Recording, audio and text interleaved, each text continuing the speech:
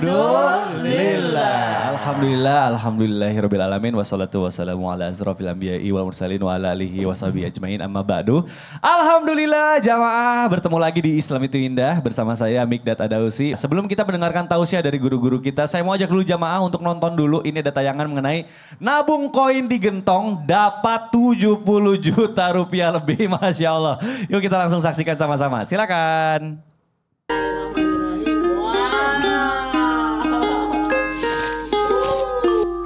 Sadikin, 34 tahun, warga Kampung Simpang Sari, Kabupaten Sukabumi, Jawa Barat sehari-hari membuka bengkel motor sekaligus bengkel las. Setiap hari ia menyisihkan uang koin ke dalam gentong air bekas. Dan setelah 8 tahun, uang yang ditabung di dalam gentong tersebut mencapai 70 juta rupiah lebih. Ya ampun, nabungnya berapa banyak ya Pak Mikdad ya? Berapa lama ya Bu? Iya bisa sebanyak itu. Sampai sebanyak itu Masya Allah. 70 juta, waduh kalau sehari 100 perak, aduh berapa lama ya? Gak kebayang ya Gak Pak kebayang. Mikdad ya? Ibu ngomong-ngomong ini mau apa Ibu? Iya saya malu. Kenapa? Karena saya udah nabung 5 tahun ini. Aduh. Tapi masih segini. Ya Allah gak apa-apa Bu, kalau gitu saya tambahin nih buat Ibu nih. Ini kayaknya ada 150 juta. Masya Allah, terima kasih Pak Mikdad Kayaknya gak ya. segitu ya. Serajin itu sampai 5 tahun. Coba kita lihat ya. Coba itu 5 Mana tahun sih Ustaz orangnya saya mau nih? lihat. Ini Ustaz Sam. Baru bawa koin udah nggak lihat orang Gimana bawa triliun. Itu dia. Gimana kalau yang merah? Ibu namanya siapa Ibu? Namanya Hanisa Akib. Masya Allah dari Ibu mana? dari mana? Dari Kabupaten Lahar, Kecamatan Merapi, Kabupaten Lahar. Oh Masya Allah tepuk Nama tangan dulu. majelis taklimnya. Nama majelis taklimnya Al-Ikhlas. Al-Ikhlas. Kayaknya Bu kalau 5 tahun mah nggak segini Bu. Ini kebanyakan dicomot deh. Kayaknya diambil gitu deh kayaknya Bu. Sekeringan Subhanallah. dibawa ke pasar ya Bu ya jadi habis. Habis, diambil lagi, Kita diambil nanya lagi. kalau mau nabungnya berkah, kita nanya sama guru kita Habib Benar, Muhammad. langsung kita panggilkan Iya. guru kita Habib Muhammad Syam. siap. Gimana nih dalam Islam supaya hidup kita penuh berkah, biar nabungnya tuh bukan cuma banyak tapi juga berkah Habib. Mohon Ayo Bu penjelasan. sini Bu, kita nabung lagi. Iya, Bu. Ibu Sini, boleh Bu. silakan duduk kembali. Mohon penjelasannya guru, silakan Habib. Izin Habib Nabil Sasyam, Mas Mikdad. Assalamualaikum warahmatullahi wabarakatuh. Waalaikumsalam warahmatullahi wabarakatuh. Alhamdulillah Rabbil Alamin. Allahumma salli wa sallim ala Sayyidina Muhammadin wa ala ali Sayyidina Muhammad. Menabung dengan berkah, intinya ada hemat, ada pelit, beda tipis tuh. Hemat sama pelit. Jadi wong lahat ngomongnya apa? Oh sama, ya. Artinya Masya Allah tata cara hal yang paling bagus, hal yang paling hebat itu memang dianjurkan kita menabung.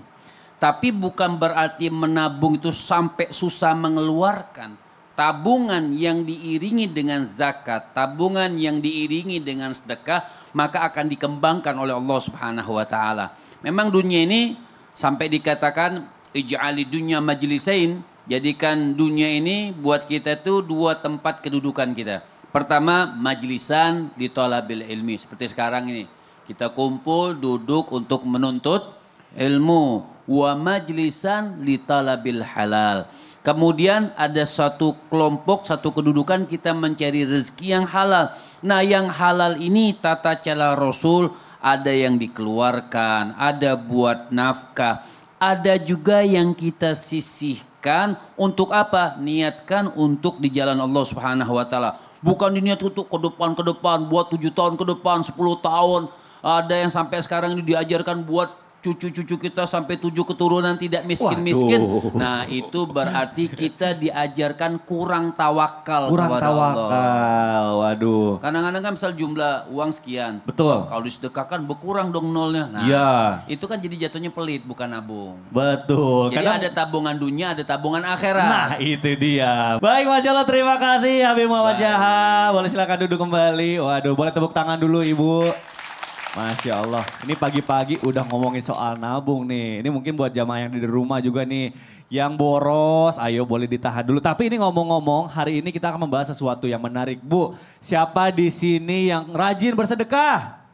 Saya. Aduh, Masya Allah. Malu-malu ya. Habis pahalanya nih diumumin nih. Diomongin.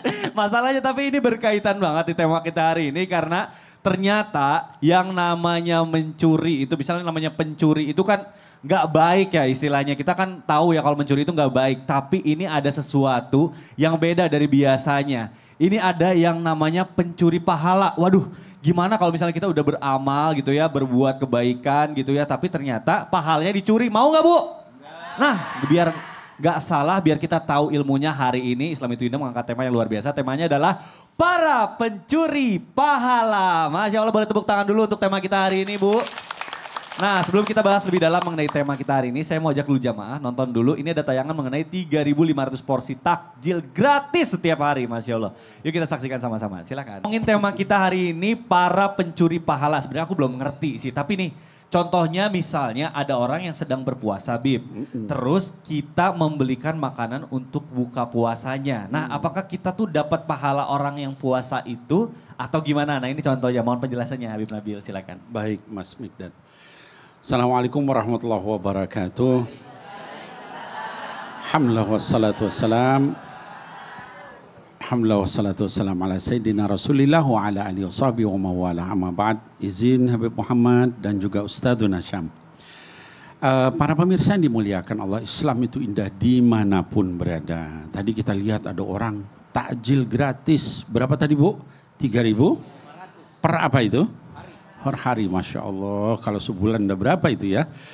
Nah, jadi kalau kita lihat tadi apa yang dilakukan, lalu terus kemudian ditanyakan tadi ada orang sama-sama puasa, lalu kemudian dia beliin kita buka, apakah itu mencuri pahala? Jadi begini, mencuri pahala itu ini kalau di dalam syariah perlu dijelaskan mustalahat syar'iyyahnya, istilahnya secara syarak itu seperti apa. Kalau yang dimaksud seperti tadi adalah mencuri dalam artian yang positif. Ibu-ibu sekalian, anak-anakku sekalian yang pada nonton, ya, itu mencuri dalam artian positif. Artinya apa? Kalau bahasa syariahnya adalah musara'ah atau musabaqah, gitu ya. Di dalam Quran misalnya disebutkan di surah Ali Imran, "Sari'u ila maghfiratim mir rabbikum wa jannatin arduhas samawati wal ard uiddat lil muttaqin." Bersegeralah, berlomba-lombalah kalian untuk mengejar jannah, surga yang luasnya seluas langit dan bumi. Kalau kita berlomba-lomba dalam pahala, bagus mencurinya. Wah, daripada dia beliin saya buka duluan, saya beli duluan supaya saya dapat pahala lebih. Sama-sama puasa, tapi orang yang memberi makan orang puasa mendapatkan pahala seperti yang berpuasa. Itu yang bagus. Di dalam ayat yang lain disebutkan juga musabaqah, ya. Jadi wa minhum sabiqum bil khairat biidznillah, di antara hamba-hamba Allah itu ada yang berlomba-lomba di dalam kebaikan dengan izin Allah Subhanahu wa taala. Nah, jadi apapun yang namanya mencuri baik kayak tadi ya ketika puasa, atau ada orang lagi belajar ilmu agama lalu kita duduk dengerin, itu namanya nyuri ilmu ya Bu. Ya, nah, kita nyuri ilmu tapi tujuannya adalah kebaikan, itu halal, boleh, bagus, dapat pahala. Ada orang lagi misalnya yang ada orang soleh, dia ibadah kepada Allah Subhanahu Wa Taala, kita lihat cara dia ibadah lalu kita curi cara ibadah itu, kita tiru, kita laksanakan, itu adalah mencuri yang bagus. Jadi pencurian pahala itu tadi saya katakan ada positif, ada negatif. Yang tadi ditunjukkan adalah mencuri pahala yang positif, dan itu semua adalah kebaikan buat kita. Ya, orang yang berpuasa itu tidak berkurang pahalanya, tidak ya. berkurang. Cuma kita mendapatkan pahala ya. Betul. Sepanjang pencurian itu tidak merugikan. Nah, itu berarti dia bisa dapat pahala. Masya Allah. Baik Habib Nabil, terima kasih atas Sama-sama, penjelasannya. Mas Boleh Mikdad. tepuk tangan dulu Ibu. Waduh, Masya Allah. Ini menarik banget di pembahasan kita di pagi hari ini. Ayo buat jamaah yang baru bergabung boleh siapin catatannya. Kita akan lanjutkan lagi, tapi sebelumnya saya mau ajak dulu jamaah untuk nonton dulu. Ini ada tayangan mengenai begini cara Allah menolong saya. Gimana sih caranya? Yuk kita saksikan sama-sama. Silakan. Kita lanjut lagi ke pembahasan kita, ke tema kita hari ini, pencuri pahala. Nah, kira-kira perbuatan apa lagi sih Ustaz Syam yang kalau kita lakukan itu bisa membuat pahala orang tersebut kita ambil? Nah, aku penasaran banget, mohon penjelasannya Guru, silakan. Bismillahirrahmanirrahim. Tabe guru kami Habib Nabil, Habib Muhammad, serta Mas Mikdad, serta guru-guru kami melakukan Allah Subhanahu Wa Taala, Al-Quran Surah Al-Anfal ayat 74. A'udzu billahi minasy syaithanir rajim. Walladzina amanu wa سبيل الله والذين آووا ونصروا أولئك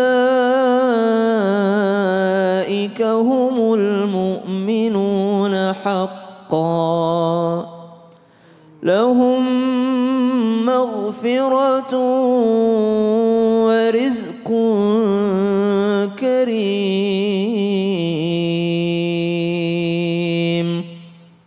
Allahumma arhamna bil Quran, surah Al-Anfal ayat 74. Perbuatan apa lagi yang bisa membuat kita mencuri pahala atau kebagian pahalanya? Walladzina amanu, dan orang-orang yang beriman, wahajaru, para muhajirin, wajahadu fi sabilillah, orang-orang yang berjuang di jalan Allah Subhanahu wa taala. Walladzina awaw wa nasaru, saling tolong menolong, mereka yang menolong membantu orang lain berbuat baik, maka ketika orang itu berbuat baik, kita juga dapat pahalanya. Coba lihat kaum Ansar pada saat itu yang didatangi oleh para kaum muhajirin dari Makkah ke Madinah, mereka berlomba-lomba untuk menolong, memberikan fasilitasi atau memfasilitasi orang-orang yang datang karena mereka tahu ini orang datang karena Allah Subhanahu wa taala. Orang-orang Ansar pada saat itu sudah pokoknya apa yang menjadi milikku menjadi milikmu juga. Jadi dia memfasilitasi orang-orang yang datang dari Mekah ke Madinah dengan kebaikan-kebaikannya, baik itu tempat tinggal ataupun makanan ataupun pakaian atau apapun itu diberikan kepada orang-orang yang datang karena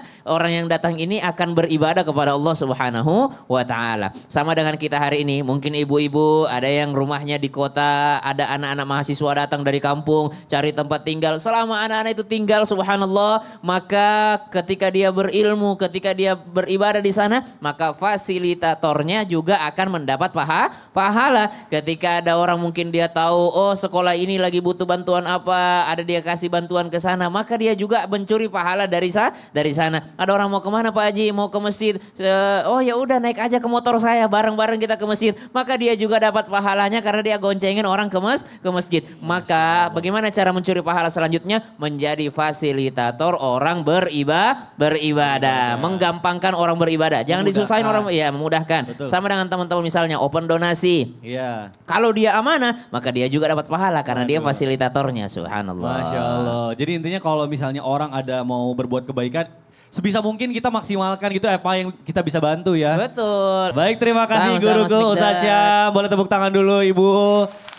Baik jamaah yang ada di rumah, jangan kemana-mana karena setelah yang satu ini kita akan kembali. Tentunya kita masih akan membahas tema kita yang luar biasa. Temanya adalah para pencuri pahala. Tetap di Islam Indah, jamaah oh jamaah. Alhamdulillah.